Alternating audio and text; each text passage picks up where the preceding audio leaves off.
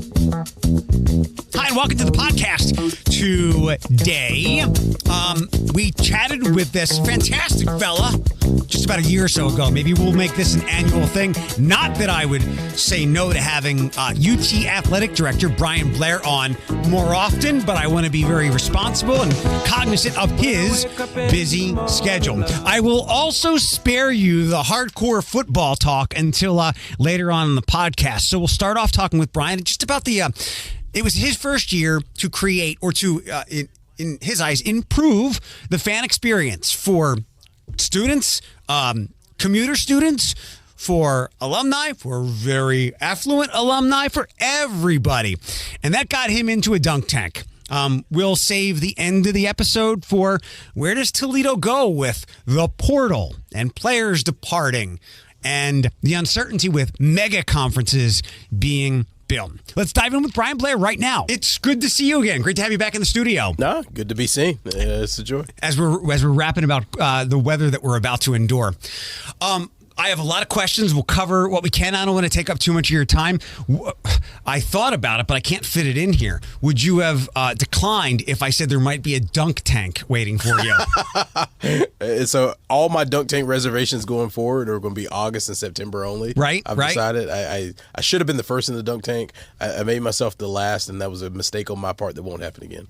Can we dive into that, no pun intended, real fast? From the time we visited last year, and I think you popped out all these ideas in a big release like late spring, you wanted to change the fan experience and make it better for students, to alumni, to people looking for something to do on a Saturday afternoon at UT games. And one of those things was Dunk Tank. How did that happen? How did you wind up in it? And what else did you add to the experience? Yeah, I really give all credit to our team. We got a tremendous group of people. And what I tried to do, I told them, I said, hey, in this first off season, since I got here first, I got here right on the front end of football season, so it's hard to change too much because that stuff takes 6-8 months. But in that full off season, let's break up into committees and spend some really good time thinking about all the things that affect the game day experience. One, I wanted every element of a game day to be a standalone attraction, from the restrooms to the popcorn to the halftime show to everything. Two, I told them, give me some ideas that might get me fired. And what I was saying by that, hopefully I wasn't trying to be really true, but really trying to get them to push and not just take stuff off the table and say, oh, that's too wacky, we can't do that. Give me a handful of those ideas that are too wacky, and let's decide what's too far to go. And the Dunk Tank Candidly was one, I first heard it, and I was like, what are we talking about right now? And the more I thought about it, I said, you know what? It allows us to inject some fun. Our president went first to really show community support. The students loved it because it was right in front of the student section. We had lots of students. So then it almost was competition where people reaching out and saying, hey, can I get in the dunk tank next? And so to me, like, we did that. We revamped the student experience, the student tailgate, brought it closer to the action. We did a lot of things in the parking lot, from concerts to a big TV showing games going on. Even some of these local teams like Ohio State and Michigan weren't afraid to show them in the parking lot before our games. So really just a rethink. And I think we hit the tip of the iceberg, but I know we've got way more in the tank, and that's got to continue through basketball and through many of our other sports, just that process of being creative. You brought up something that I wanted to ask now that you've been here. Is it 18 months, almost 2 years? Yeah, we're getting close to 2 years. Yeah. You have pretty much gotten all you need to know when it comes to Ohio State and Michigan. We literally are in the middle of things. I'm very happy for Michigan fans. Yeah. They got their national title 3 in a row against all the boxes are checked. As the athletic director, as the University of Toledo, where you have plenty of Toledo fans who are just as big Ohio State or Michigan fans, how do you handle being in the eye of that hurricane tornado? Yeah, I mean, I think, one, I didn't quite understand it until I got here. I'll be honest with you. I had grown up in the South. I mean, I understood SEC football, ACC football. I'd been out west. I'd been in Texas. I understand big-time sports, and I've worked at a lot of big-time places. But I didn't quite understand how infectious and ingrained the Ohio State-Michigan rivalry is until actually being here and like engaging with people. And so it's one of those things where it's kind of all consuming. So to put your head in the sand and say it doesn't exist, or tell people, hey, you can't be an Ohio State fan, you can't be a Michigan, you can't be a Notre Dame fan, you've got to only be Toledo. I mean, I think that's fool's gold. And so knowing what that is, you got to control what you can control. So we roll with it, right? I mean, we put that big screen in the parking lot and showed games around the country. So we start with College Game Day and then rolled into what game was playing. And my staff asked, hey, should we play the Ohio State game? Is that taboo? Play the Ohio State game. Yeah. And if that gets 10 more people that wanted to sit at home and watch that game, but also wanted to come to our game in our venues, it's worth it. And so we can't shy away from it. We got to lean into it. Luckily, I've been able to experience, we certainly played at Ohio State, at Toledo, and then I had a donor that's actually a Michigan staff member take me up to a Michigan game. So I experienced both venues, and that was helpful because I want to understand the perspective of people sitting in our seats. Like when you're sitting in our seat and you watch our experience, what are you comparing it to? Because that allows me to shoot and say, hey, I'm not replicating the Ohio State band or what Michigan does, but understand that perspective. And honestly, I want to be completely different than what they're offering. I want to be completely fan-friendly. I want to be easy to get in and out of. And I want to be able to lean into the freedom that we have to be creative, where those two institutions are so bound by tradition, they can't really lean outside the bounds of what they've already done. What did you stumble on in that, hey, try to get me fired brainstorm session, or what, if you want to tease a little bit going into this year, what worked really well, maybe to your surprise, or everybody is patting themselves on the back for a big success, other than the dunk tank? Yeah, I mean, honestly, I didn't think the video screen in the parking lot was going to be as big of a deal as it was. Everywhere I went for the rest of the season, people were like, that's the greatest idea you did. And I didn't really appreciate it, and you certainly got people that tailgate and they have their own TVs. But that ended up being a spot, a corner of our parking lot where people kind of huddled around, watched the games, the audio's playing, but then they turned to the left and we had the stage with the bands on it too. So it came really a populated area, and we're going to do some things leading into this season to change that. I think our player walk, really, one, shortening it, changing the drop-off point, but adding more pomp and circumstance to it. I had a mom come up to me and start crying because she felt like her son and that walk, people were showing appreciation for her son, and she had not felt that the last 2 or 3 years she'd been here. She loved it. And then the student tailgate. Moving that from the parking lot it was to right on the south end of the stadium, one, helped our student attendance because they can just walk right into the stadium. Two, you saw that become a festive area, and we exist on a college campus where certainly enrollment is a topic that happens a lot, but along with enrollment, usually the retention piece is even more directly attributable to what we do and how we can impact change. And so if we can create an experience around our games where students for the 3-4 hours before a game and the 4 hours during a football game have a tremendous experience, and then they come to basketball and can scream their heads off for 2.5 hours, I would hope that that encourages kids to say, hey, I love being a Rocket because this is a part of my experience that I can't get at another institution. And for the community at large, because it's important for us to support our university as times are trying, and you're not here to obviously talk a whole bunch about that. Maybe we'll save some on-field stuff for the end here, but this is more experiential stuff. You were talking about big screen bands. I'll throw this at you and you can nod along. I realized here, like, in doing what people enjoy, it's very simple. Don't outthink the room. Don't get too creative. It's tacos, trivia, TV, and cover bands. Yeah. I mean, if you do a Toledo UT taco night, taco truck, you'll have sellouts, wild stuff. I tell people, like, marketing is not terribly complicated. It's usually, like you said, a handful of simple things.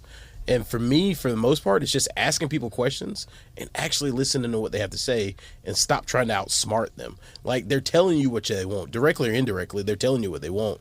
Just do it. And it could be as simple as clean the bathrooms. It could be as simple as the signage on the way into the stadium or the volume of the music. But they're going to tell you what they want to hear. I think our hardest part is synthesizing all the various groups we're trying to please in our arenas and our stadiums all at the same time. Because I've got a 70-year-old male who's upset because the music's too loud and they just want to sit and watch the game and they don't want any extra.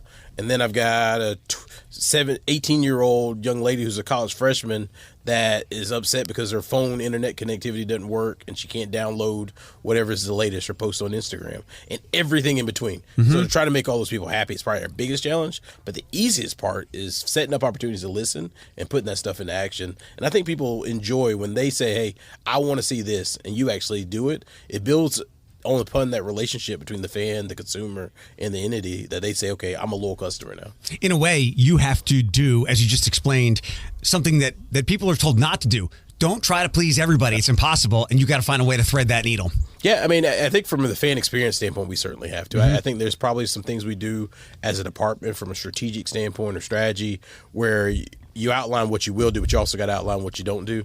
I think from a fan experience, although it's an impossible task, we've got to please the majorities because we need the majority to make up the arena. And I think there's a way to offer different things to different people during different times and say, hey, halftime may not be for you.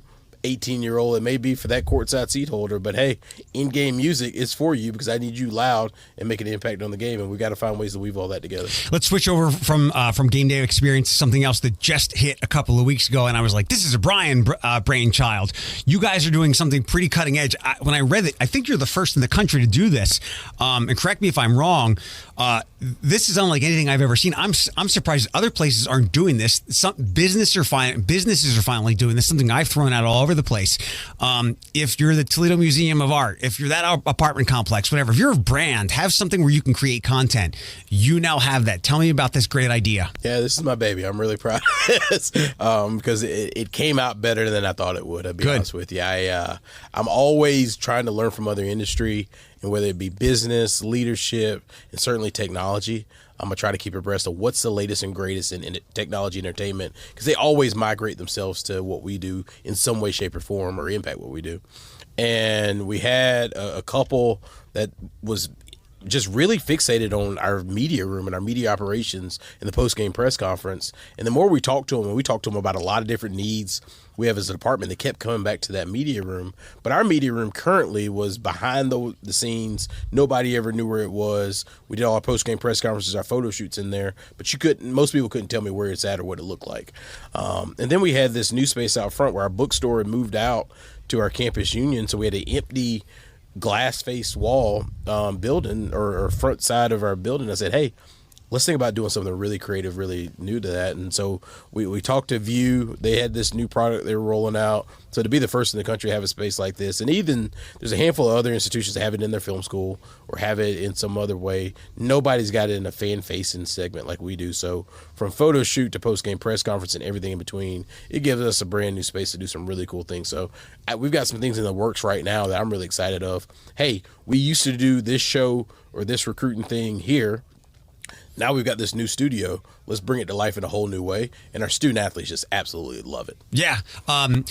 How do you make sure they give you stuff for that studio, which it's kind of part of the job in a way? We all know that. Like, I have to do social media stuff doing what I do. You are great on social media. You're the dad in Toledo. You're out taking kids around, and it's what connected me to you and you to many others. How do you get the kids to go, hold on a second, let's get that in here rather than on your phone? Yeah, that's going to be the challenge. We actually just had that conversation yesterday. We were talking and we had an individual visit our office, and she was talking about, hey, you got to capture that raw footage of the student athletes. And the point was, many times our student athletes already go live or post from their phones or like, how do we get them to do that in that space? Or how do we showcase what they already organically do in that space more often? But I don't know that's going to be a terrible problem, because right now our biggest challenge is everybody wants to be in that space all the time. Good. And we're having to pull back because it's like, one, I can't have everybody operating this technology. Like, it's expensive.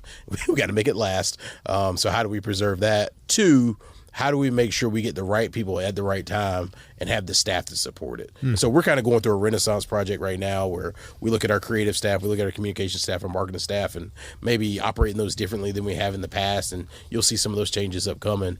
But this new space lends itself to NIL, brand building, TV show, podcast, I mean, all kinds of things that we want to weave in there.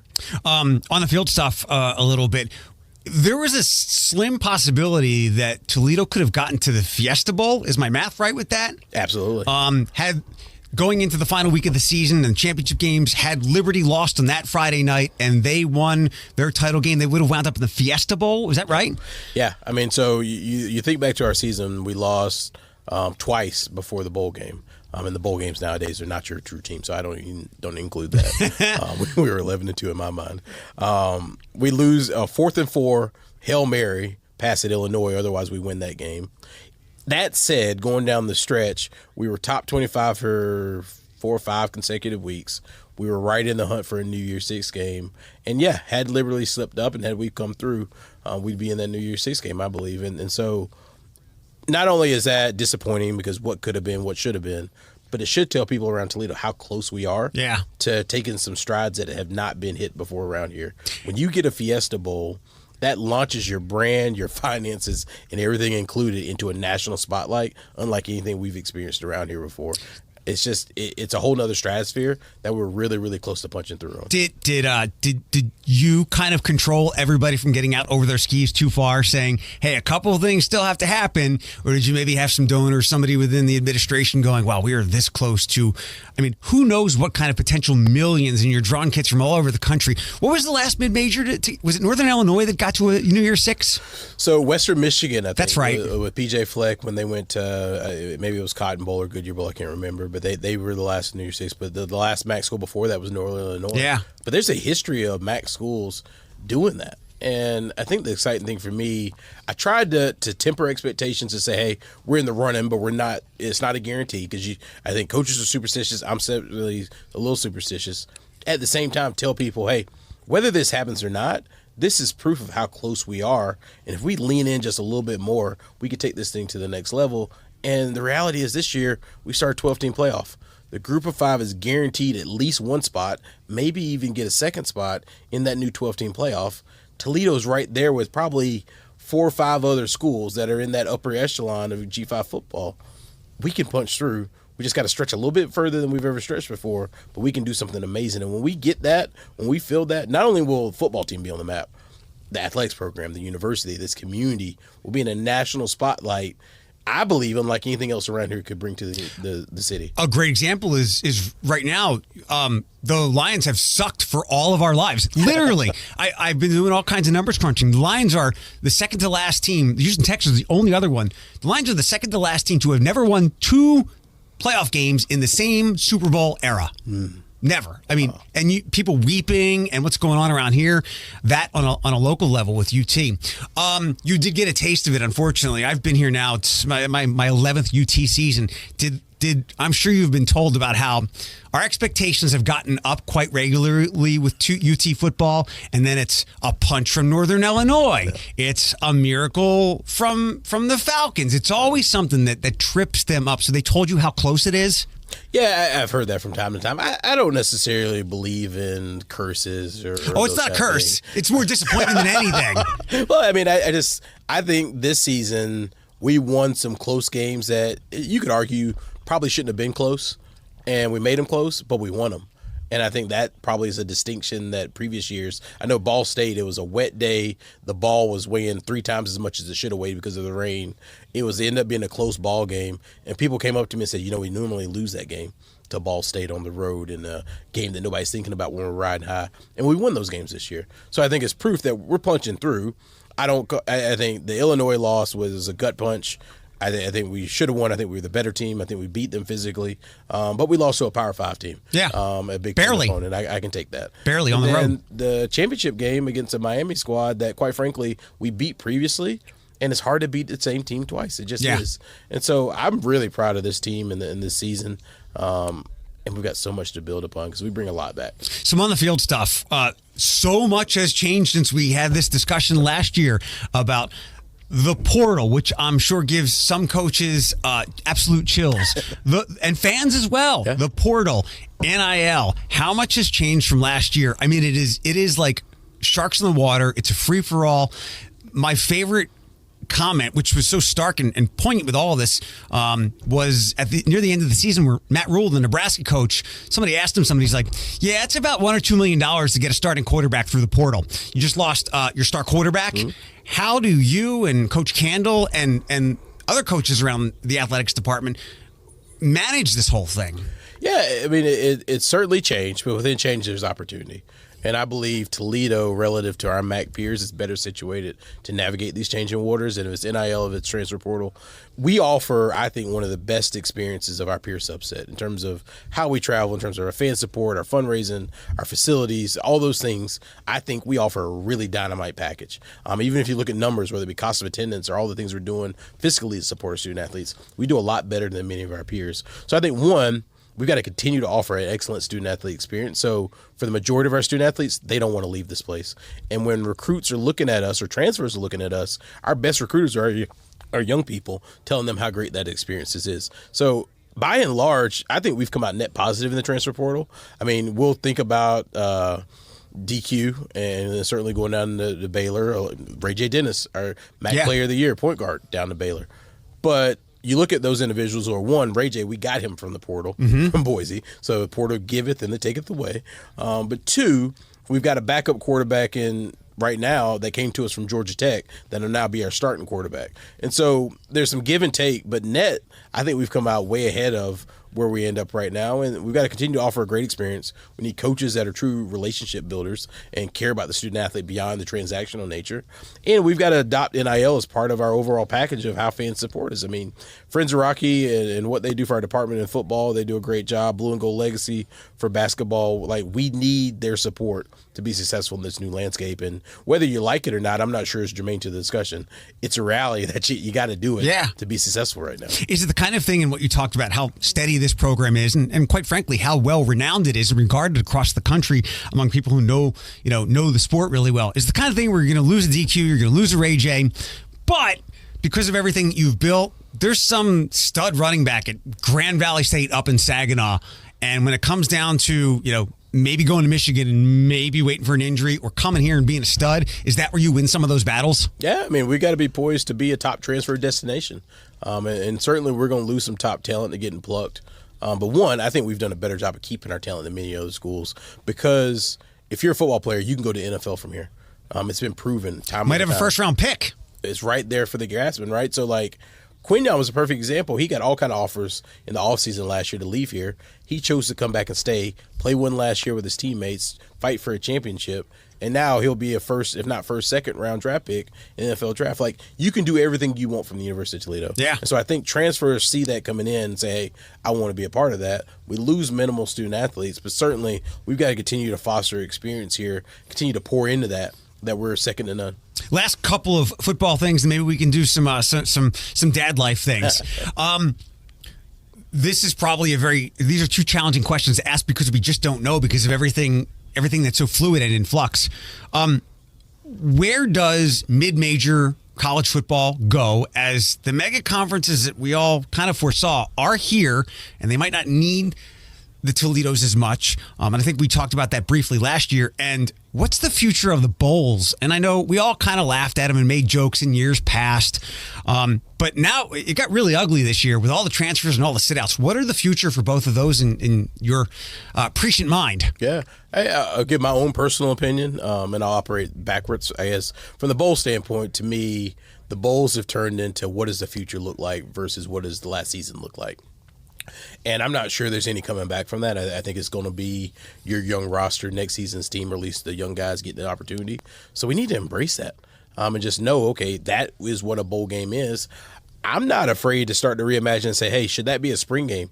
Now, does the bowl game end up being you have spring practice, and instead of playing each other in the blue and gold scrimmage, now we go play, name Wyoming in a spring game, and we schedule those just like we have other games. I think TV would still have appetite for that. I think then it's truly next season's roster, and it gives them one live opportunity to get some live practices in against another opponent. The NFL does it where they scrimmage other teams.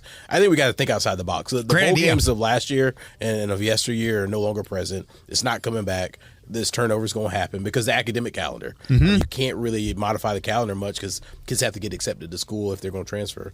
I think in terms of the future of football, one, the 12-team playoff is here, and I think they're working towards a long-term media deal on that. And so I think that's to provide some stability because the G5 is already in that and will always have an opportunity. I think I was listening to Ohio State's new AD, Ross Bjork, on a podcast, and he referenced that being the case going forward. Even if there is a new division that develops or the highest resource institutions have something else, you'll always have that 12 team, and then you'll always have this postseason opportunity. We got to figure out what that looks like. So I think we're always going to be tethered together, and I also think the basketball tournament ties us together.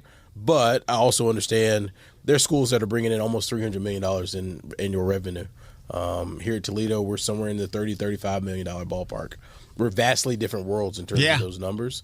So we've got to face that reality and figure out, okay, how can we continue to have opportunities to compete at the highest level, at the same time not ignoring our reality and not stretching ourselves too thin. You've got the mindset to beat whatever curveball comes at you. My Armageddon thought for, and I've always been against expanding the playoff. I know it's great for TV, more schools can get in, less arguments. 13 will argue, 14 will argue. I'm waiting, and I don't think this is that imaginative or that impossible. we know the players sit out now bowl games. What happens with money involved now? And maybe this can't even happen. You get into the semifinals, and I'll use Caleb Williams as an example. He knows he's going to be a top draft pick. He's got a tough game. Maybe there's an injury lingering around.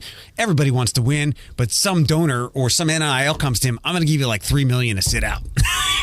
It's the Wild West. So yeah, I mean, I guess in theory that could happen. I guess in theory that could have happened a long time ago in terms of individuals paying individuals to not play. I think we got rules that say pay for play, not pay for not play. Right. So I guess in theory that could happen. And I think you bring up a good point in terms of what's happening now with gambling legalization. Oh, yeah. Money on these games. And so we've got to protect the integrity of the game. I think that's number one. Can we control individual at a high-profile institution that number 12 and don't think they're going to have a chance for a national championship to play? I don't think so. But I think if we figure out this new model of what college athletics look like, which we have to, then I think and I hope that student athletes would play, or it's next man up, quite frankly. And if it's the USC-Tulane matchup from a year ago, and everybody says, well, USC wasn't interested in playing. Well, Tulane was interested in playing. Right. And Tulane won, and they're waving that banner, and they're celebrating that down at their spot. So for us here at Toledo, I don't think that would ever be an issue. We're not going to lack that motivation to play in that type of game, and I hope it happens. I hope we make the 12-team playoff, and hope that team we're playing has a bunch of opt-outs, and we continue to advance throughout, and maybe we get a national championship banner around here. That'd be a whole lot of fun. Some super fast questions as we wrap up here. Jesse Cannell is always in rumors. You don't have to go too deep on this, but is he beginning to look like Kowalczyk and Culp and maybe a UT lifer? I know that's a hard question, but he's been here a while now. Yeah, I hope they're all lifers. That Right. make my job a whole lot easier. I think Coach loves Toledo. Most people don't know this. He moved into a new house not too long ago. So he's broke like the rest of us homeowners, right? Yeah. So yeah, good point. So he's here and he enjoys his place. He's been in Ohio his whole life. Yeah. Most people don't think about that either. So I think he's solid. Is it flattering for his name to be mentioned outside here? It is. And the thing he and I talk about is like he can't control who says he'd be a good candidate, X, Y, and Z. And candidly, that's a way better situation to have the coach that's not mentioned anywhere and nobody wants and you're trying to run out of here. Right. So I hope his name continues to be mentioned, and I hope he's still our head football coach. He's got 8 wins, I think it is, to pass Gary Pinkel for all-time winningest coach in Toledo history. Been a long time here now. Yeah. Thanks for sharing the stuff about house buying and all that stuff. I was going to ask you if there's a nugget, because he's not on social all the time. He's not a super outgoing guy. He does his job and he focuses on football. He is not like some of us hopping on the internet, hyping things up. Next fast question. I'm not going to ask you about stadium naming rights. I'll ask you about another question I was hoping somebody would ask you. Any closer to maybe a football game at the ballpark? So we are looking at a number of different ideas in terms of venues for games, for practices, for scrimmages, or just engage the community. And I don't want to give any news out today, but I think we're willing to think outside the box in terms of location. I think what I've tried to do is find ways for our department to connect more with the community. And sometimes that may mean going downtown, hanging out by the river, doing something in a downtown location to start to create more buzz about our program. Say, hey, you should come on Toledo's campus. We got a lot of cool things going on. On the flip side, we're going to try to do more events on our own campus, in our own venues, outside of sporting events to draw more people to us. I mean, the marathon comes and ends in the Glass Bowl. That's a tremendous event. It gets lots of people on campus that maybe for the other 364 days of the year don't step foot on our college campus. Because I think once you get there, you realize it's a gorgeous campus, a lot going on, a lot of buzz, and we can help increase that vibrancy through athletics or through our athletic events. The Italian Bowl isn't coming back because we screwed up, right? They are coming back. They are. I get my years mixed up, not this year, but the following summer. They are excited. I know I talked to their organizers, including Nick Ide, and they're really excited about, one, they had a great experience. They loved it. I think there was a local fanfare that probably surpassed some expectations in terms of who would be interested in a midsummer Italian football game. But then it's like, okay, what else can we build around it? When you think about youth football, flag football, some international other aspects, I think there's a lot we can do to take kind of round 2 of it up a notch. And I think Regional Growth Partnership and others are invested to make this a success. So look forward to seeing that again. Next one should be bigger depending on when the schedule, because that was arguably the busiest day of the year here. Yeah. You had the night market going on there. Night market, tacos, cover bands. The Italian ball. You had fireworks downtown, which we hadn't had for a while, and you've got this local star to be heavyweight fighter at the Huntington Center. Yeah. Like if we were ever going to wind up on Sports Center, not for a bad reason, it would have been that. Yeah, I was amazed. Like I was able to do almost all of that weekend. I was exhausted by the end of it, but to go from Italian bowl, night market, you got fireworks, and then I was able to sit ringside, watch that boxing match. That was just a fantastic weekend in Toledo. And you're right, to be on ESPN, there's not many things other than the Rockets weekend on ESPN for. Right. We were there. And then to have the Italian football, we were there. And so it was just an amazing weekend. But we need more weekends like that. We need to stack weekends like that, stack wins like that, to continue to have this calendar all the way year round, because this is a tremendous community. And not enough people know about it. And it's kind of this best kept secret. Well, it doesn't need to be a secret anymore. Let's start telling everybody all the great things we got going on. Those are big asks. They're coming. I had said maybe even last year when we visited, I was trying to bring you up to speed in my view of the market being a transplant. It was 5 or 6 years ago where it was valid to say there's nothing to do in Toledo this weekend. Arguably, there's too much to do. Have you caught, like, for instance, they do a flea market at Mommy Bay Brewing in the garage next to it. Just blew up. Like, come buy cheap stuff and have some beverages, and they had to keep having them because they were so big. Yeah. Unknown thing about me, I love flea markets. Do you? Me too. I love yard sales. Like my wife calls me a hoarder. Like I love the idea of antiques or finding something really cool or reusing something. So my wife tries to keep me away from all those kind of things. But I love it. And I think you're spot on. Like, any weekend, you look at the calendar. I'm usually not too hard up on things to do. But if I do have a free weekend, I'm looking for something to do. There's at least 10 things that would get my interest and you want to get me to get out of the house. And there's not a ton of traffic. It's not hard to navigate. I mean, to me, it's perfect. I love it. Have you been to the Mommy Antique Mall? I have not. Oh, you have to go. I have not. I drive by, but I have not been inside. I would never want to be locked in there overnight because it would turn into a horror movie with all those creepy toys from like the 60s and these things looking like... that looks like a Chinese or some kind of Middle Ages torture trap. I'm like, no, that's a bathtub that my dad... But you would be in there for hours. So I guess tell your wife to go shopping up in Ann Arbor and you're going there. 2 more sports things and a few more dad things if I could have you. We didn't do any basketball things. Throw some basketball things at me because the programs are so great. Yeah, I mean, we had a rough last 2 outings. Or last week, I should say, for both programs. They both had losses. Before that, they were over a year since they had their last loss. I think women wrapped up an 18-game women's winning streak. Men wrapped up a 20-game winning streak. That's never been done in MAC history. We blew Kent State out on the road at their place. That's been a nemesis for us for a while now. To blow them out was huge.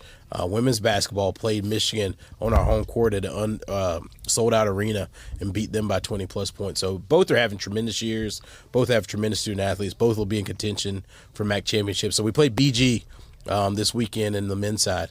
Midday game. It's going to be a sellout. We're excited about that. And then the women have their annual Justice for Sierra game against Buffalo. A really good Buffalo squad. It's got a new coach.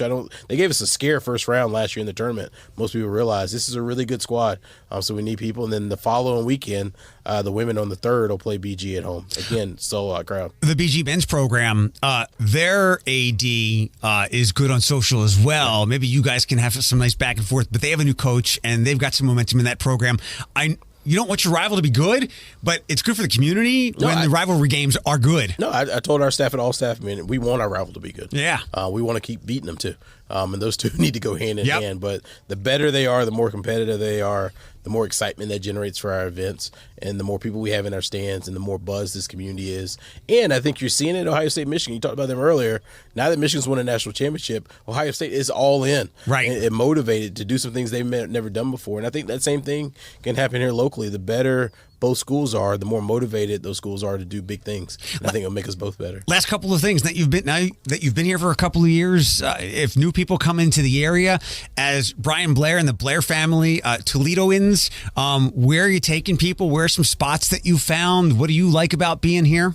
Yeah, I have to be careful with this question because we've got too many sponsors. Inevitably. You can also court sponsors. Yeah, I can, and I'll be happy to name drop people on my podcast if you give enough money to the department. No, The metro parks are probably number one for me. Yeah. My family, we were outdoorsy people when we lived out west. We went hiking every single weekend. So now to be here in a city that's got so many metro parks, I can take my daughter fishing, which she loves, in the local metro parks. We just absolutely love that. Skating ribbon, all that kind of stuff.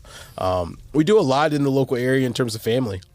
Wife's family's 2 hours away, so either they're up here or we're going down there to see them and check out all they have to offer. But then the restaurant scene is probably too good. I need to pull back on the restaurant scene. Just there's so many options, so many different types of food, and it's all really, really good. I'm not sure people think, okay, Midwest, Ohio, all these different options for food, but it's one of the better cities I've lived in, probably since Houston, that has as many different types and diversity of options. Especially for a city of this size. Yeah. Speaking of food, how is hashtag Bryan Blair smoke life coming along? Yeah, I tell you, this weather is putting a monkey wrench in. You got the new machine, right? I do. Okay. Do you love it? I absolutely love it. It's my baby. It's got its own garage spot inside. So it's in my garage. We had to, not to get too far in the details, but you have to apply a lacquer to protect the outside of it and break it in. So I broke it in. I've done a bunch of different cooks. Actually had my staff over to my house. Head coaches and my leadership team had a barbecue in the backyard. It was really fun. So I've done a lot of cooking on it. My wife for the holidays actually bought me a pig to roast. But unfortunately with this current weather, I can't do anything with it. So it's in the freezer. Hopefully it'll thaw out here soon and we'll get ready to go. When you had the cookout, what's your go-to when you got let's say you've got a new recruit or an assistant coach you're courting coming into town, what are you serving that person? Yeah, I mean, I think the easiest for me to cater big meals, we did something for our donors too where I cook for them, is pulled pork. Being from South Carolina, I can do that almost in my sleep. Do really good pulled pork and ensure that overnight. I love doing ribs. I did some pork belly bites for the staff. Brisket's my favorite thing to cook because it's probably the most fickle. It's the hardest. But being in Texas for a little while, learn how to do that. My new thing is going to be whole hog. And that's a South Carolina thing, too. And now that I've got a smoker big enough to accommodate, watch out this summer because I'm going to certainly do some whole hog barbecues. Now that you've got more clout, one of these, I'm looking forward to the release. One of these things has to wind up on the game day menu somewhere. So, 20,000 is probably not in my repertoire to cook for. But we've got our 1923 Society. That's our Leadership Giving Society. We had a tailgate just for them where we actually served my barbecue at the tailgate, which is one of those ideas that sounded great on the front end. But then you start thinking about how busy I am on a game day weekend. And then I did not sleep for a whole night because I was tending to the fire all night and then get up and go through a game day. I literally almost passed out later that day. But the reviews were worth it. Everybody loved the food. And that was me having the chance to serve. And I think cooking for somebody and feeding them your own food, I think it's a little bit of a touch of love. It sets you apart. It's a little something different that I like to do. On a smaller scale, you can always do the food truck route. We can. So that's actually my retirement plan. So my wife and I have talked about that. And my brother actually runs a food truck down in North Carolina out of my dad's restaurant. So we've actually joked about it. She's joked. I'm serious. Right. When I retire, hopping in the food truck, traveling the country, and surfing barbecue. Last two questions and we'll wrap up. Thanks so much for your time. What tabs or how many do you have open in your browser? I'm embarrassed to say. I mean, I think right now my phone, and I carry two phones, probably 300 combined between the two. Wow. I Google or search everything. I'm a curious person by nature, so I wonder why something's the way, and I'll Google it and open a new tab, and I need to go through and close it. I'm embarrassed about it. What would be like the last odd thing that you looked up out of nowhere because you needed to know? Can you remember? I think so. Most people don't know this about me. I've got a Corvette. I'm a 1990 Corvette. Awesome. In the process of restoring that. So it's probably a part for that relative to the seats or something like that that I was tooling around on this weekend looking up. And so it's either that or some TV numbers from a football game exposure-wise. Last thing, dad, husband, all the great jobs that you've had. What is the tenet or the Bryan Blair maxim that pushes you through the tough days? An axiom that you live by, you pass along to your kids, whoever. Yeah, I mean, to me, and this kind of goes in line with integrity, I never want to do something that's going to embarrass my kids. I never want them to read a newspaper article and say, golly, Dad did that. He took that shortcut. On the flip side of that, I also want them to be really, really proud when they get older and they read about what I did or who I was or who I served or how I tried to make things better for the right reason. So I try really hard to make decisions that are in the best interest of the organization I'm serving and everybody, not personally for Bryan Blair. Yeah, you benefit from the team being successful and the like, but it's not about that. And I think if you keep that main thing the main thing, everything else works itself out. Full circle, how did they like seeing Dad get dunked? So it's funny because they come up to me. It's like, Dad, did you get dunked last night? So they didn't go to the game because it was a late night game. Yeah. And so my wife was there, but they weren't there. So then they saw it on TV with the sitter at home. And then they've seen pictures of it since, and then now they want to pull the handle. So they want to dunk Dad, and they want to get in the dunk tank. But they've been troopers. I think this whole experience, I don't know if most people realize, like, when you're coming up in the athletic department or you're the number 2, you're not quite as visible as the number 1, right? You're behind the scenes, and you sit in the stands with your family or whatever. But now they see me on the court doing a check presentation or making an announcement or public speaking and all those kind of things. And it's funny because I don't think they completely understand what's going on. They just know Dad's always talking to people out in a public fashion. And to a certain degree, they have to understand that spotlight and be okay with people coming up to us at dinner or whatever and saying, hey, aren't you so-and-so? We'd love to talk to you, those kind of things. So this whole transition's been an adjustment for my entire family, but they've been absolute troopers about it and loving every minute of it. Thank you for the time. No, thanks for having me. Love it. Go Rockets.